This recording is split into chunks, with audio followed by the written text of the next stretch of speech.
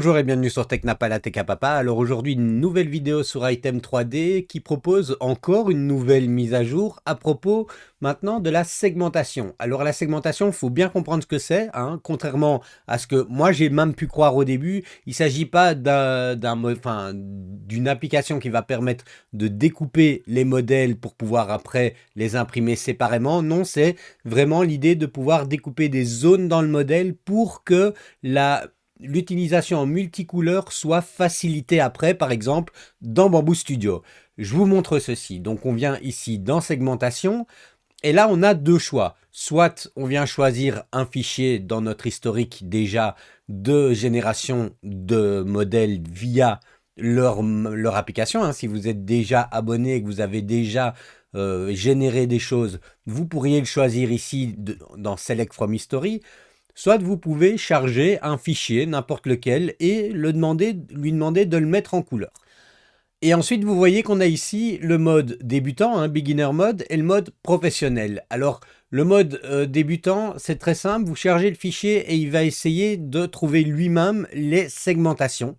Vous pouvez juste ici choisir si vous voulez peu de segmentation, un nombre moyen de segmentation ou beaucoup de segmentation.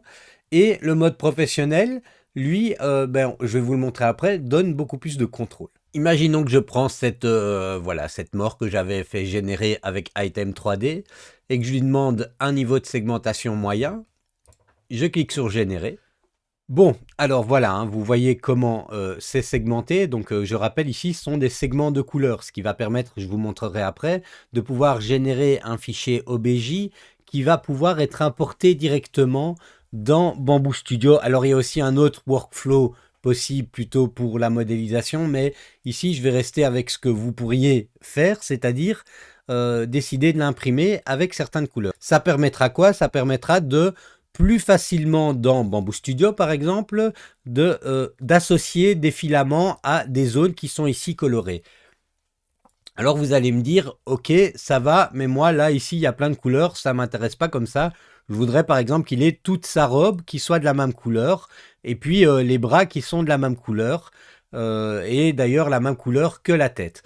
Et en même temps, vous voyez ici, il n'a pas segmenté le bois avec la lame, et ici, en mode débutant, on n'a pas vraiment de moyen de pouvoir venir changer ça. Mais donc c'est pas grave, on fera quand même un petit peu de coloration avec les outils de Bamboo Studio. Mais je vous montre ceci. Alors ici, par exemple, pour venir colorier tout dans la même couleur, ceci, on peut venir choisir ce qu'on veut avoir dans la même couleur. Et en fait, on va lui dire de faire une fusion. Hein. Ici, merge. Il va tourner pendant quelques secondes. Et vous voyez que maintenant, on a tout qui est en bleu. Alors, pas tout. Hein, j'ai oublié ceci. Donc, je peux encore venir associer ceci et ceci ensemble. Et comme ça, on aura toute la robe qui sera dans une seule couleur. Et ensuite, je vais faire pareil, par exemple, avec la tête, que je veux de la même couleur que ceci, que la main et que cette partie-là. Et vous voyez que j'ai même encore une petite zone ici. Et voilà, une fois que j'ai fait un petit peu mes fusions, vous voyez, j'ai gardé ici une différence, je vous montrerai après pourquoi. Je viens maintenant le sauvegarder en OBJ. C'est important si on veut pouvoir utiliser la fonction de mise en couleur dans Bamboo Studio. Et dans Bamboo Studio, vous voyez ici, je suis sur ma H2C, j'ai mes filaments qui sont chargés. Je viens le charger. Et vous voyez maintenant que il est chargé, mais que j'ai toutes mes géométries qui sont ici, comme ceci, hein, dans un objet fusionné. Et si je viens changer le filament, vous voyez que je peux venir facilement changer mes zones. Donc imaginons que je fasse la robe noire. Je garde en blanc pour ceci. Au niveau de la faux, je vais mettre de l'argenté. Et alors là, on va quand même devoir faire une correction. Et au niveau ici, je prends le bois et j'ai une mise en couleur qui est quand même facilitée par rapport à l'utilisation des outils de Bamboo Studio. Je dois juste venir encore ici, hop, changer ceci et repeindre un peu. C'est pour ça que je dis que on a plus facile comme ceci quand on arrive à mettre toute la pièce d'un coup. Mais donc voilà un cas d'usage. Alors à côté de ça, on a le mode professionnel. Si je reprends le main mais que je mets en mode professionnel, je vais lui demander de générer le masque en médium. Et vous voyez qu'ici, on a une interface qui est différente, hein, puisqu'on va pouvoir venir avec des masques déterminer nos zones.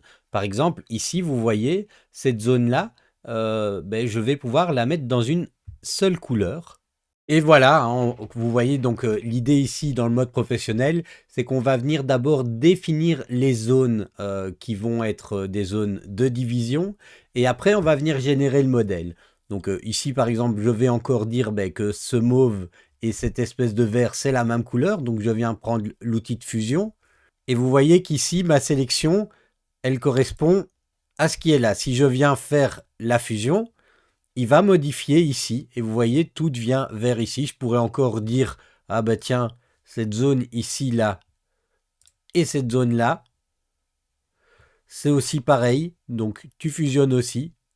Et puis là, il y a encore une petite zone qui va pareil avec celle-ci. Et cette zone que j'ai créée avec celle-ci, je le veux aussi dans la même couleur. Et voilà ce que ça me donne. Et une fois que je suis OK avec ça, je clique sur générer. Et voilà ce que ça donne. Donc vous voyez, on a la segmentation qui correspond au masque qu'on a pu établir avec le mode professionnel. Donc c'est voilà, ici on a donc cette possibilité d'en fait de pas devoir retravailler directement. On a rajouté cette base là. Donc là on va refaire pareil, hein, l'exporter en OBJ. Voire il y a un bouton print, on peut dire directement send to Bamboo ou Orca ou Creality Print ou Elegoo. Je vais faire send to Bamboo. Et là encore, vous voyez, hein, c'est exactement la même manière, sauf qu'on a des couleurs en plus. Donc je viens prendre, vous voyez, la robe en noir. Ici, je vais pouvoir mettre en argenté directement sans devoir retravailler la couleur. Ceci sera en brun et ceci aussi.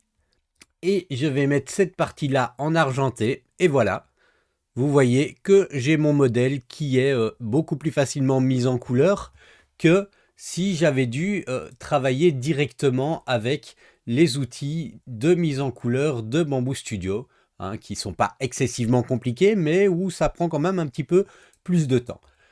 Donc voilà, dites-moi dans les commentaires si vous avez trouvé ça utile. Je rappelle que Item 3D n'est pas une plateforme gratuite, mais vous pouvez quand même utiliser un petit peu la plateforme de manière gratuite. Mais si jamais vous avez envie de pouvoir l'utiliser un petit peu plus et que vous prenez un abonnement, n'hésitez pas à passer par mon lien affilié, ça me fera du crédit supplémentaire ici. Voilà, donc c'est une des plateformes que j'utilise, que j'apprécie. Et je ne sais pas si moi je vais vraiment utiliser ça, mais voilà, je trouve ça quand même assez pratique une fois qu'on maîtrise un peu l'outil. Donc voilà, allez, dites-moi ça dans les commentaires et puis moi je vous dis à la prochaine.